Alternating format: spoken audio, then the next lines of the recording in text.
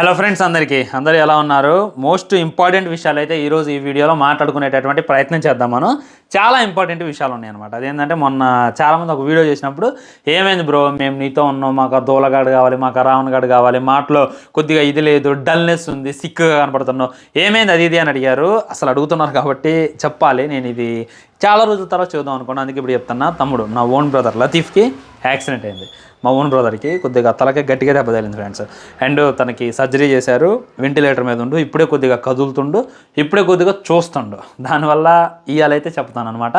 చాలామంది కాల్ చేశారు, మెసేజ్ చేశారు, ఏమన్నా మనీ ప్రాబ్లమా బ్రో అని అడిగారు. ఇంకేం కావాలి బ్రో అంటే చెప్పే వాళ్ళకి ఇది సిచ్యువేషన్ అని. ఇక బ్లడ్ కావాలన్నా ఇస్తాం బ్రో, నువ్వు ఒక్క ఫోన్ చేయ, నువ్వు మొహమాట పడమాకని అన్నారు. నిజంగా ఇంత ప్రేమ ఇప్పుడు అర్థమవుతుంది భయ్య. ఏదైనా మనం హ్యాపీనెస్లో ఉన్నప్పుడు, మనం ఫేమస్ అవుతున్నప్పుడు, మనకి ఏదో మన దగ్గర మనీ ఉన్నప్పుడు ఎవడైనా సరే ప్రేమ చూపిస్తాడు, ఎవరైనా సరే లవ్ చూపిస్తాడు.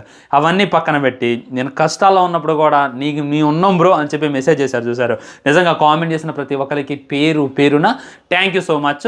మీకు ఎప్పటికీ కూడా నేను రుణపడి ఉంటాను అనమాట. నన్ను ఒక ఫ్యామిలీ లాగా తీసుకున్నారు. ఇప్పుడైతే all okay bro, all set అయ్యాయి అనమాట. ఇప్పుడిప్పుడే చూస్తుండు, కొద్దిగా కదులుతుండు, కొద్దిగా అప్పుడు రిస్క్ అన్నారు. దానివల్ల చాలా అంటే చాలా భయపడ్డా, చాలా అంటే చాలా బాధపడ్డా. ఇప్పుడు ఆల్ ఓకే అనమాట. And thank you so much. ఇంతలా నాకు హెల్ప్ చేసినందుకే, ఇంతలా నాకు సపోర్ట్ చేసినందుకే. హెల్ప్ అంటే నాకు మనీ అవసరం లేదు, నాకేం అవసరం లేదు, మీరు ఆ దేవుని ప్రార్థించండి అన్న. ఆ ద్వారా నాకైతే హెల్ప్ చేశారనమాట. Thank you so much. మీ వల్ల ఇది సాధ్యమైందని చెప్పి 100% గర్వంగా అయితే చెప్పుకుంటున్నాను అనమాట. ఈరోజు అన్నయ్య బర్త్డే ఉంది. ఇంకా అన్నయ్య బర్త్డేని పురస్కరించుకొని మంచిగా ఎంజాయ్ చేస్తారు అనమాట. మా ఫ్రెండ్స్ కూడా ఎంజాయ్ చేసి రారా అంటున్నారు. నేను రాలేను లేరా అని చెప్పి గట్టిగా చెప్పేసి అనమాట. పౌర్ణమికి వెళ్ళారు, సలార్కి వెళ్ళారు, రకరకాలుగా వెళ్ళారు. సో ఈ ఫౌజీ వీడియో కూడా ఇందాల 11ంటికే చేయాలి, కానీ కొన్ని కారణాల వల్ల అయితే లేట్ అయింది. హాస్పిటల్ పని అది ఇది ఉండటం వల్ల. సో లుక్ని అయితే రిలీజ్ చేస్తారనమాట. ఇక్కడ అభిమానుల యొక్క పవర్ ఏంటి అనేటటువంటిది క్లారిటీగా క్లుప్తంగా అర్థమైపోతుంది. ఫస్ట్ RRR అనేటటువంటి టైటిల్ పెట్టాలి అనేటటువంటిది ఫ్యాన్సే రేకెత్తించారు. ఆర్ అంటే రాజమౌళి, ఆర్ అంటే రామ్ చరణ్, ఆర్ అంటే ఎన్టీఆర్, ఈ విధంగా 3 Rs అనేటటువంటిది టైటిల్ పెట్టండి బాగుంటుంది అని చెప్పి అప్పుడు ఫ్యాన్సే ట్విట్టర్లో అయినా ఫేస్బుక్లో అయినా బాగా వైరల్ చేశారు. దాన్నే మన జక్కన్న RRR అనేటటువంటిది పెట్టిండు. ఈ విధంగా ఫ్యాన్స్ డిసైడ్ చేసినటువంటి టైటిల్లో ఖచ్చితంగా RRR అనేటటువంటిది ఉంటుంది. దాని తర్వాత ఈ ఫౌజీ ఉంటుంది. ఎందుకంటే హను గారు ఎక్కడ కూడా అఫీషియల్గా తెలియజేయలేదు, మనమే ఫిక్స్ అయినాం ఫౌజీ అనేటటువంటిది. ఎక్కడికి వెళ్ళినా కానీ ఫౌజీ అనేటటువంటి నినాదాన్ని మనంతా కూడా భయంకరంగా చేశాం. సో హను గారు కూడా ఒకసారి అన్నారనమాట, ఏంది ఇలా అరుస్తున్నారంటే ఫౌజీ, అప్పుడే మీరు టైటిల్ పెట్టేశారని. అంటే అప్పటికని టైటిల్ అది అనుకోవాలా, అసలు టైటిల్ ఏంటి అని చెప్పి కూడా ఆయన అయితే ఫిక్స్ కాల. కానీ మనం ఎక్కడికి వెళ్ళినా కానీ ఫౌజీ అంటాం. ఫౌజీ అనేటటువంటిది బాగా ఫేమస్ కావడం వల్ల ఆయన అయితే ఫౌజీ అనేటటువంటి టైటిల్ పెట్టిండు అని చెప్పి క్లారిటీగా అర్థమవుతుంది. సో అభిమాని అనేటటువంటిది పవర్ అలాంటిది అనమాట. మనం కానీ గట్టిగా అనుకుంటే ఖచ్చితంగా మన ఇష్టమైనటువంటి పేరు పెట్టుకోవచ్చు. నెక్స్ట్ దీని పని అయిపోయింది. దీనికి మన హను రాఘవపూడి గారు హను ప్రభాస్ అనేటటువంటి టైటిల్ వదిలేసి ఫౌజీ అనేటటువంటి టైటిల్ అయితే ఫిక్స్ అయ్యిందండి. దీని అయితే అఫీషియల్గా తెలియజేశారు. నెక్స్ట్ SSME 29 ఉంది, దానికి వారణాసి అనేటటువంటి టైటిల్ పెట్టాలని చెప్పి డిమాండ్ చేద్దాం. అది కూడా పెట్టేటువంటి అవకాశం ఉంది అని చెప్పి నేనైతే ఎక్స్పెక్ట్ చేస్తాను. ఎనీవే అంటే చాలా బాగుంది, అంటే చాలా యూనిక్గా ఉందన్నమాట. ఫౌజీ అనేటటువంటిది చాలా అంటే చాలా పవర్ఫుల్గా కూడా ఉంది. దీని అర్థం ఏంటి అనేటటువంటిది మనం మళ్ళీ మాట్లాడుకునేటటువంటి ప్రయత్నం చేద్దాం ఫ్రెండ్స్. అండ్ ఈ లుక్లో ఏమేమి ఉన్నాయి అనేటటువంటిది జాగ్రత్తగా అబ్జర్వ్ చేసినట్లయితే ప్రభాస్ బర్త్డేని పురస్కరించుకొని ఈ విధంగా రిలీజ్ చేసిండు. పైన అయితే ఒక శ్లోకాన్ని పెట్టిండు అనమాట. ఈ శ్లోకం ఏంద్రా అని చెప్పి చాలా ట్రై చేశా, గూగుల్ కూడా సరైనటువంటి అర్థం ఇవ్వట్లా. ఇక ఇదేంద్రా అని చెప్పి రాసుకొని రీసెర్చ్ చేయడం నాకైతే చాలా పట్టింది. ఏందో చూడండి, తెలుగులో మనం చూసుకున్నట్లయితే పైన ఉన్నటువంటి శ్లోకం అర్థం చెప్తాను అనమాట. పద్మ వ్యూహాన్ని జయించిన పార్థుడు అంటే పద్మ వ్యూహాన్ని ఛేదించినటువంటి అర్జునుడు అని. ఎందుకంటే అర్జునుడు తప్ప పద్మ వ్యూహాన్ని ఎవరు కూడా ఛేదించలేరు, ఎవరి వల్ల కూడా కాదు. అందులో పోయారంటే చచ్చిపోవడం తప్ప తిరిగి రావడం తెలియదు, కానీ ఒక అర్జునుడే ఆ పద్మ వ్యూహాన్ని ఛేదిస్తాడు అనేటటువంటిది మనకైతే క్లియర్గా క్లుప్తంగా చెప్పడం అనమాట. అదే పద్మ వ్యూహాన్ని జయించిన పార్థుడు అర్జునుడు, పాండవుల పక్షంలో ఉన్న కర్ణుడు. దాని అర్థం పాండవుల పక్షంలో ఉన్న కర్ణుడు అంటే మన తెలుసు కర్ణుడు ఎవరి సైడు, కౌరవుల సైడు, దుర్యోధనుడి సైడు. కానీ ఈసారి కర్ణుడు పాండవుల వైపు ఉంటే ఎలా ఉండేది అనేటటువంటిది నేను మీకు ఆల్రెడీ మొన్న వీడియోలో కూడా డిస్కషన్ చేశాను. ఒకవేళ కర్ణుడు కానీ కౌరవులకి నిలబడ్డాడు, ధర్మం వైపు నిలబడ్డాడు, తను కానీ ధర్మం వైపు నిలబడితే, తను కానీ పాండవుల వైపు నిలబడితే ఎలా ఉండేది అనేటటువంటి స్టోరీ నేనని చెప్పి మొన్న చెప్పాను. అదే అనమాట, అదే ఇక్కడ క్లియర్గా ఇచ్చిందనమాట. పద్మ వ్యూహాన్ని జయించినటువంటి అర్జునుడు అంత పవర్ఫుల్, పాండవుల పక్షంలో ఉన్నటువంటి కర్ణుడు అంటాడు. కర్ణుడికి దయ, జాలి, అస్త్రాలు అన్నీ ఉన్నాయి, కానీ తన ధర్మం వైపు లేడు అనేటటువంటిది ఒకే ఒకసారి. కానీ ఈసారి ధర్మం వైపు నిలబడితే ఎలా ఉంటుంది అనేటటువంటిది గురువు లేని ఏకలవ్యుడు. ఈ కొటేషన్ మామూలుగా లేదు భయ్య. ఏకలవ్యుడు అని అంటే ఆయనకు ఆల్రెడీ గురువు ఉండడు, కానీ ఇక్కడ గురువే లేని ఏకలవ్యుడు అంటే ఆయనకి గురువు లేకపోయినా కానీ గురువు ఉన్నాడు. మన విశ్వామిత్ర వారు అనుకుంటా, లేకపోతే మన ద్రోణాచార్యులు వారు ఆయన గురువు. ఆయన అని చెప్పి ఆయన భ్రమలో ఉండే నేర్చుకుంటాడు అనమాట. నేర్చుకున్న తర్వాత ఆయన అడగటం వల్ల ఏలు తీసి ఇచ్చేస్తాడు. ఇది మనకి ఈ స్టోరీ అంతా తెలుసు అనమాట. సో ఆ ఏకలవ్యులాగే మళ్ళీ మన కన్నప్ప పుట్టిండు. అంటే అప్పుడు అర్జునుడు కోరతాడు కదా, కోరి ఆయన ఏలు కావాలని చెప్పి ద్రోణాచార్యుడు ద్వారా అడిగిస్తారు కదా. సో ఆ పాప ప్రక్షాళన కోసమే కన్నప్పలాగా పుట్టిండు అని అనుకుంటాం. కాకపోతే ఈసారి ఈ ఏకలవ్యుడికి గురువు లేనే లేడు అంట. ఏంది అసలు ఈ కొటేషన్ ఏంది? చాలా అంటే చాలా డెప్త్ ఉందన్నమాట. ఇతను పుట్టుకతోనే యోధుడు, ఎవడైనా పుట్టాక యోధురైతుడు. ఇప్పుడు మేధావులు పుట్టరు, తయారు చేయబడతారు అనేటటువంటిది మనం ఎప్పుడు కూడా వింటనే ఉంటాం. ఎంత మేధావైనా సరే తను వెళ్ళేటటువంటి స్కూల్ బట్టి, తను పెరిగేటటువంటి అట్మాస్ఫియర్ బట్టి, తను తీసుకున్నటువంటి సబ్జెక్ట్ బట్టి ఏంటి అనేటటువంటిది డిసైడ్ అవుతుంది అనమాట.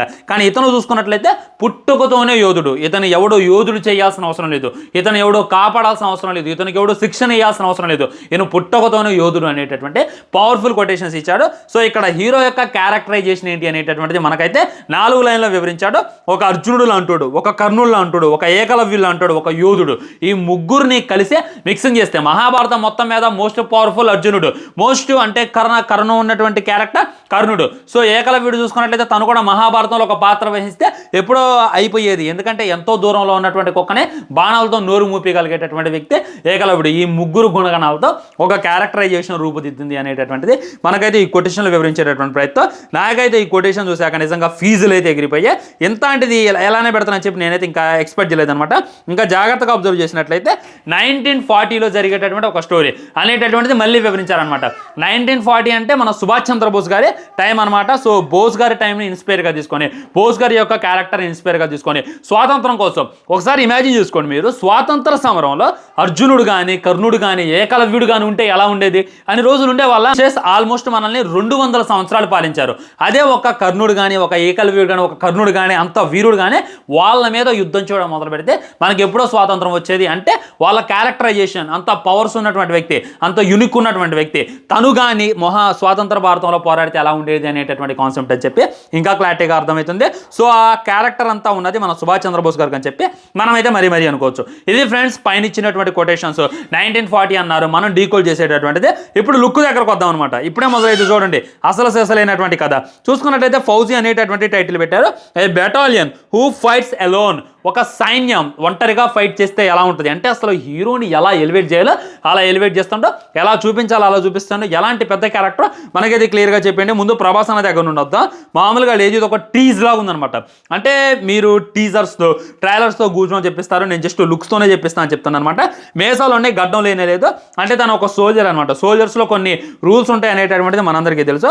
అండ్ మీరు పక్కన అబ్జర్వ్ చేసినట్లయితే ఇంగ్లాండ్ ఫ్లాగ్ తగలబడిపోతుంది, బ్రిటిష్ జెండా కాల్ చేస్తుంటారు. దాన్ని కాలడం వెనుకున్నటువంటి ఒక వ్యక్తి ఉన్నాడు, తనే మన ఫౌజీ. అంటే దాని వెనుకున్నాడు చూడండి, అది మనకి హింట్ ఇచ్చేటటువంటి ప్రయత్నం. సో ఇంగ్లాండ్ ఫ్లాగ్నే ఈ రేంజ్లో తగలబెడతానంటే వాళ్ళ సైన్యాన్ని ఎలా తగలబెడతాడు, వాళ్ళని ఎలా ఉచ్చబోయిస్తాడు అనేటటువంటి ఇంకో కాన్సెప్ట్. మొన్నేమో 1932 అన్నారు, ఇప్పుడేమో 1942 అంటున్నారు.